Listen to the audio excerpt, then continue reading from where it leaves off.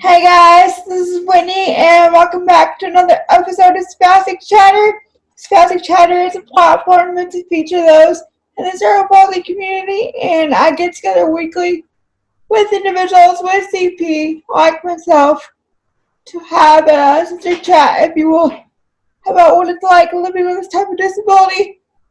And for this week, I have the one and only DJ Carter, and he is a big personality, and he has his own radio show, and I am just gonna let DJ take over and introduce himself, and then we'll get into the conversation. Hey guys, hey Whitney, thank you for having me on Spastic Chatter. I'm happy to be here. I'm 39 years old. I have spastic dysplasia, cerebral palsy. Basically, all of my limbs are affected, my legs more than my arms. I have my own radio show. My CP does not define me on Wednesdays at 2 o'clock. That's 2 o'clock Eastern Time. That's live on letgoradio.net. And on Facebook Live, you can find me at DJ Carter Jr. I'm also a black belt in martial arts. I've been training for almost 11 years now. I started training back in 2010, June of 2010. Won my first grand championship in 2017. I probably competed in over, I'd say, about 15 to 20 tournaments or so. Right now I'm under the tutelage of Grandmaster Jack Dart. He is phenomenal. I started my training at Tiger Martial Arts Academy, which was, I trained there for 10 years. And right now I'm taking a break from training until January, February, but I still train every day. I still have a regimen and a workout that I go through. I'm like Whitney said, I'm very outgoing. I'm, wear my heart on the sleeve type of guy. So, any questions that you have or anything like that, shoot them out there and we'll just go with it. I'm a go with the flow kind of guy. I do what I say I'm going to do. Yeah, that's what interviews. That's what it's going to be. It's going to be go with the flow. So you mentioned a lot. So I want to get started with what got you into doing My CP Does Not Define Me. I actually started with an organization called Kelly's Choice Inc. And I met Winnie Wilson and Corey Wilson, and they are the Miss Winnie is she's Edwina Wilson. She's the CEO and founder of Kelly's Choice. And when I got together with them, I met them. It's almost been 3 years now, but they did 2 interviews with me, and on the second interview, after the second interview, I met with them again and their daughter, Kelly, who's phenomenal. She has CP as well. She's total 24-hour care. And they asked me about doing a sports position on Let Go Radio, and I accepted. And I was doing the Sports Minion radio show, which I did like 35 episodes of. And I kind of, as much as I love doing sports and stuff like that, I kind of wanted to, I had an hour show, so I started kind of integrating 30 minutes of sports and then 30 minutes of a CP topic. And then I noticed the CP topics were getting a lot of hits, and I was like, man, I want to kind of branch this off onto my own show. And she's like, well, do it. So I came up with the slogan and the background and just started, doing my own show. And when it kind of took off, I started getting guests and stuff like that. It's been a lot of fun. I've been involved in radio since I was like 8. So it's radio and TV has been part of my life. And I love talking to people. I love helping people. And I love finding out what makes people tick, what is it about, why do we have to be so different just because we have CP? Yeah, that's awesome. So, so you do the CP Does Not Define Me on Let Go Radio, but you also do it live. Yeah, it's right? on Facebook. Yeah. Mm-hmm. Yeah. So what has been? I'm gonna put you on the spot because I was on your show and you put me on the spot. So it's feedback. So what has been your favorite topic to talk about, and then what has been your least, the one that you're most skeptical about? Ooh, Oh, Wow. Probably my favorite of all time so far was I met these guys, Fisher and Ronnie, and they were a father-son team. They started a YouTube channel and wanted to meet different people with disabilities. Well, I met them and I was on their show, and they were just phenomenal. Like Fisher is a 12-year-old young man, and he actually helped his dad when his dad was in a real bad car accident and had like no use of anything from the neck down. And he told his story on my show, and it was like the most emotional, most heart-wrenching, like heart-grabbing episode. Like you're like, oh my God, this show was awesome. I love it because the story is so powerful, and it just goes to show you that you can do anything you want if you put your mind to it. No matter how hard your life is, you can get through it. You can keep going. You can find out what you want. As far as my least favorite, I really don't have a least favorite. I actually like talking about everything. My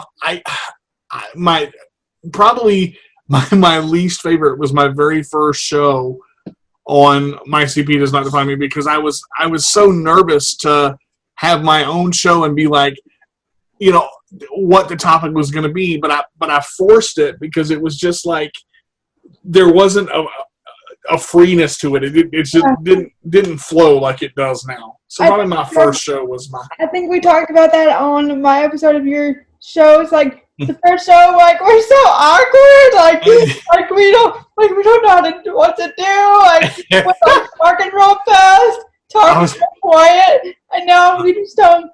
Now that we've done it for so long, excuse my language, we just don't give a shit. Like it's you know, it's easy. Okay, here we go. 1, 2, 3, next. You know, I've done it so much now, and I love it because the more I do it, the more free it becomes. And I want it to be a conversation. I don't want cue cards and cameramen and you're not staying on topic. It's my show. Ha ha. You know, I want it to be free.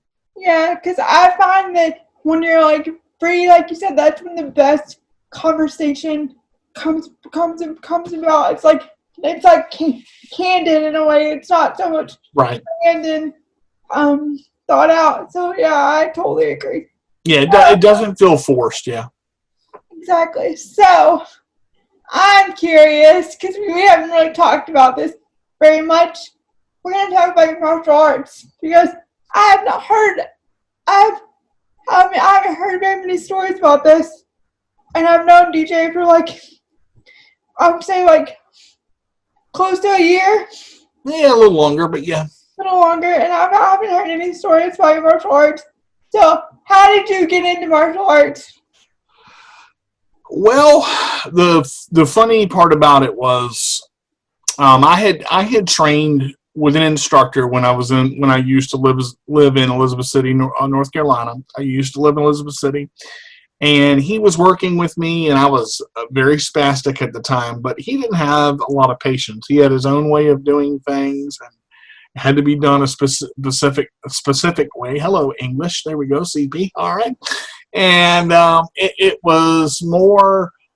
He was more looking at what I couldn't do, and he told me that I would never make it past yellow belt. So in June of 2010, I was rolling down the road with my ex at the time, and we rolled past Tiger Martial Arts, and I had an inkling, and I'm like, I wonder what it would be like to go in there. And next thing I know, she stops the van, spins around, pulls in the parking lot, and I'm like, oh crap.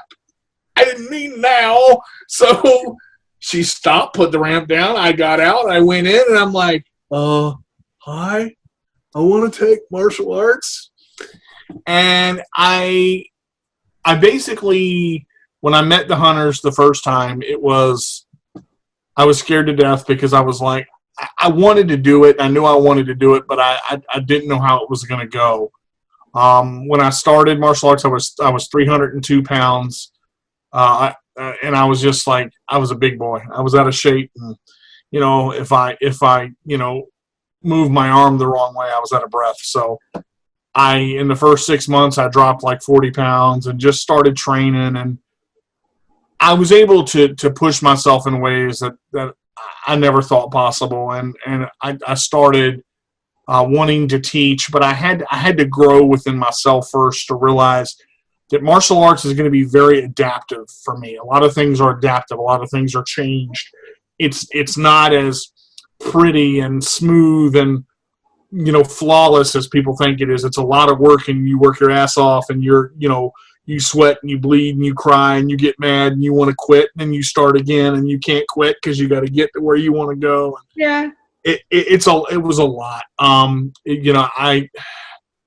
very thankful for Tiger Martial Arts because it instilled the knowledge in me to keep going, and just, I'm the type of person, if I get involved in something, I very rarely quit. I am not a quitter. It takes a lot to get me to quit. Exactly. So you talked about it being adaptive. Can you go into more detail on how they adapted it for you? Like, sure. Are you in your chair, out of your chair? Like, how does it work for you? It's a great question. Now, a lot of the adaptive part, there's always movements in martial arts. There's blocks and strikes and punches and different things. Now, I'm not going to be able to jump up in the air and do a round kick, but the adaptive part is I know how to teach how to do a round kick, and I know what a round kick is. So the adaptation for me became short, quick, simple movements. 1, 2, you're done. If I'm in a fight, if I'm in a situation, I'm not going to twirl the person around, braid their hair, put their makeup on, and spin them around. And that'd be kind of weird for a guy, but I don't know where I went there. But, it's going to be a 1, 2, 3 type thing. So it's a lot of, there's always going to be limitations in everything that you have. But I'm limitless outside of my limitations. I know what my limitations are. And the adaptive part is quick strikes, for instance. A lot of people don't understand, but a block that comes out like this, I'm in my chair. Everything I do in martial arts is in my chair. And I use my chair in martial arts. And that's something that I had to get used to. I'm like, what do you mean, use my chair in martial arts? Running into people is okay. That has to happen. Okay, if that's going to be my legs and people don't understand, it's a 300-pound piece of machinery. And then with me in it, it's 500 and something pounds. So I'm like, wow, I've got an advantage. And you learn. I've learned to use my chair as a weapon. I learned what parts on my chair is sharp. I learned how to turn my chair, how to move my chair. And that's something that came later, and it's a lot of repetition. If there's anything boring about martial arts, it's the repetition. You do the same thing over and over and over, and then you add something to it, and then you add what you've already done. So, as I got into different training, and like I said, I'm training with Master Jack now. You train with an 8th degree black belt. That's a grandmaster. You're like, okay, this is different. Hi. So it was so amazing to train with him because Jack was the first person that allowed me to spar in his tournament in 2010, and I kind of took off with it after that. Yeah. So that kind of surprised me that you said that you used your chair in martial arts. Have you been in, have you competed? Have you been in fights with other people? And was it adaptive or other adaptive athletes, or was it able-bodied? Great question. All of my martial arts opponents have been able-bodied, and there's a lot of tournaments and videos of tournaments on my Facebook page, so you guys can see them. You have to scroll down to find them because they're down there. And I got into sparring, and it was like, yeah, this is exactly what I want to do. The first time, you get hit, or the first time you knock somebody in the mouth, it's like, man, well, this is sweet right here. I've also been on the street confrontations, which my martial arts has saved my life, 3 times. It's very, everybody thinks about, how do you do martial arts? The point that I try to make with everybody is, look, if you're going to try to take what I got and prevent me from going home, I'm going to hurt you. I'm not looking to do a pretty little move to where I dislocate your arm in 6 places and show you how I did it. You're going to end up on the floor and go, how in the hell did I end up on the floor? Like, it's going to be that moment. People look at, a lot of people look at people in wheelchairs as targets. You go ahead and look at me that way, and then when you go through that wall over there and you find out that you're eating brick, that's going to be the topic for the day, because you're going to wonder how it happened. But that's what's so great about martial arts.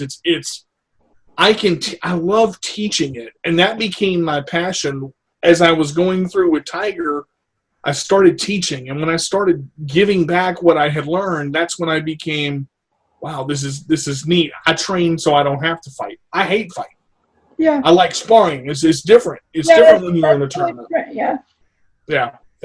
Do you know any other people with disabilities that do martial arts?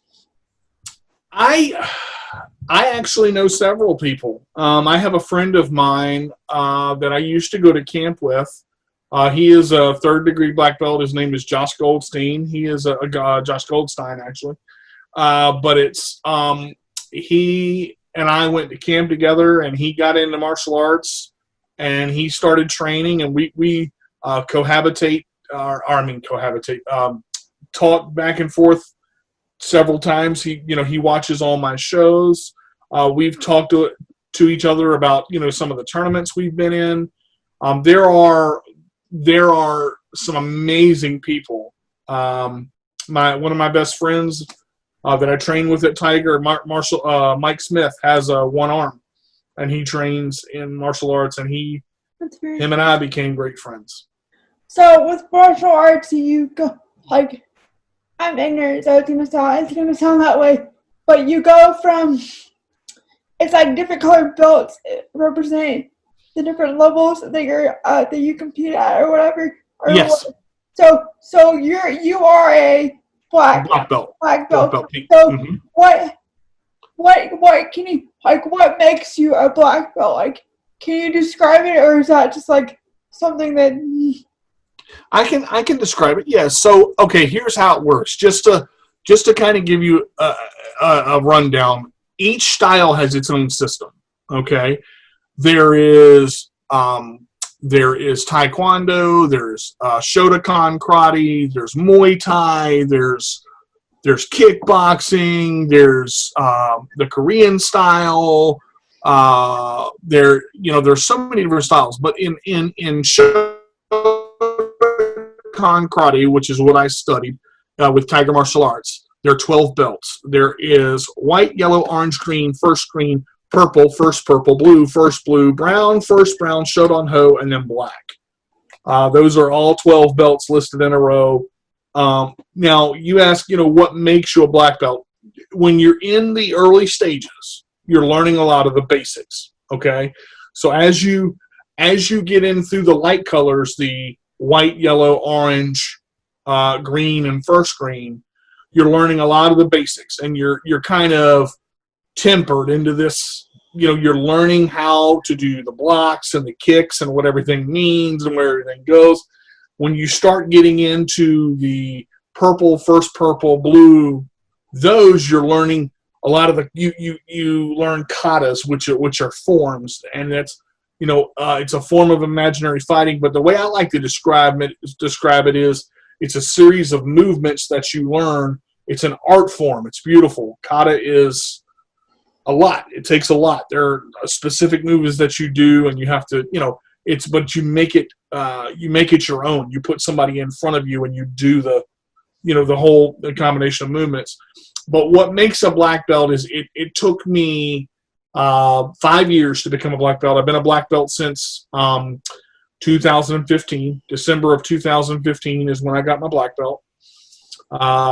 And then there are 10 degrees of black belt altogether. So I'm going to train in martial arts till I die. That's just the easiest way to put it, because I don't just train in martial arts. I'm a martial artist. It's a lifestyle for me. everything that I do, I put on my martial arts helmet and say, okay, how would I handle this? Now that's the same question in the lifestyle, your temper, how you carry yourself. Everybody makes mistakes, but when you are in the lifestyle of a martial artist, you're trying to be the best person that you can be and trying not to cause confrontation, because what you do, you can hurt somebody very quickly, and you know that, and you want to stay away from competition if you can, but when the time comes, you got to kick butt, you do it. Yeah. That's right. That's cool. That just, this is gonna be cheesy, but that just reminds me of like the Bruce Lee movies and all that stuff. So yeah. Yeah. Yeah. So what advice do you have for somebody that wants to begin martial arts? My first advice would be call Grandmaster Jack Dart. That'd be my first piece of advice. I would say take your time, go at your own pace, and the biggest piece of advice that I can give anybody that's disabled or able-bodied that wants to get into martial arts is you have to do what works for you. Everything is not for everybody, and martial arts, each case, each story, each piece is different. Don't compare yourself to Chuck Norris, to Bruce Lee, or to the person standing next to you, because you're never going to get there. You have to have, and this was me. I want to be like that. I want to be like that. I want to get to that point. I had to realize that my personal martial arts journey is mine. And what I go through, these certificates on my wall, I had to go through hell to get them. And it's my personal journey. The black belt doesn't make the man. The man makes the black belt. Yeah. Otherwise, if I don't carry myself as a black belt, it's just a piece of fabric that I wear. Exactly.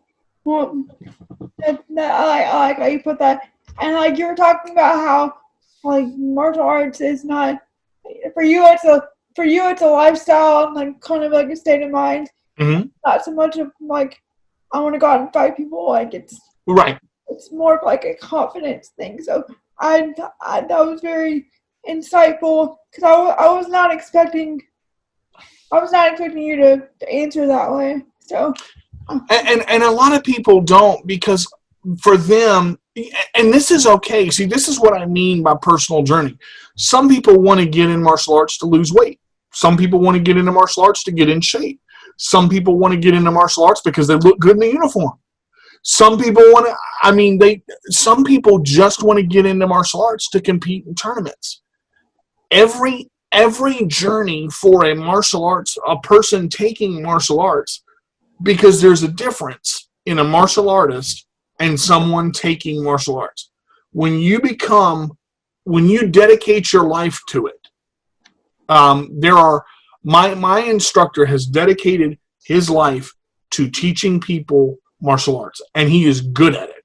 But it's not just what he teaches. I have a book of quotes that my Shihan, which is teacher, has said, and I have 40 of them, and it's things that he has taught me over the years. Jack's known me for the entire 11 years that I've been training in martial arts, and that's what's so amazing about this transformation, is leaving Tiger and going to Jack, and the whole, it's another part of your journey, because you're expanding your horizons on what you already know.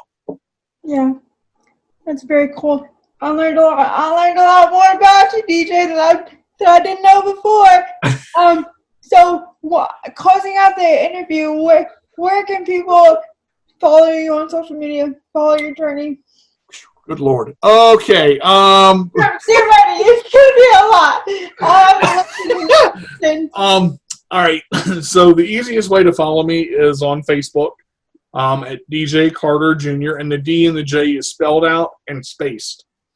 So like capital D space J space Carter, capital Carter, and then capital Jr. with a capital J. So that's that one. I have My CP Does Not Define Me, which is my YouTube. I have Worth the Wait Cooking with DJ Carter, which is another YouTube. Chairmaster Games, which is another YouTube that I have, which is a gaming channel. I have Instagram, which is My CP Does Not Define Me. I have Twitter, which is My CP Does Not Define Me at Minion Sports. And I have my blog, which is CarterDJ85 at wix.com/mysite1. Awesome. And thank you for being on Spastic Chatter. This has been a long time coming. So I'm glad to do it. Yeah. So if anyone wants to be on an episode of Spastic Chatter, there is a link in the description, or you can comment on this video. And if you want to be on Spastic Chatter, you should also want to be on DJ's My CP Does Not Define Me, because he interviews people also. So you might as well hit him up too. So and like I said, thanks CJ for being a guest. And for those of you watching, check back next week for another episode. Thanks. Bye. Take care, guys.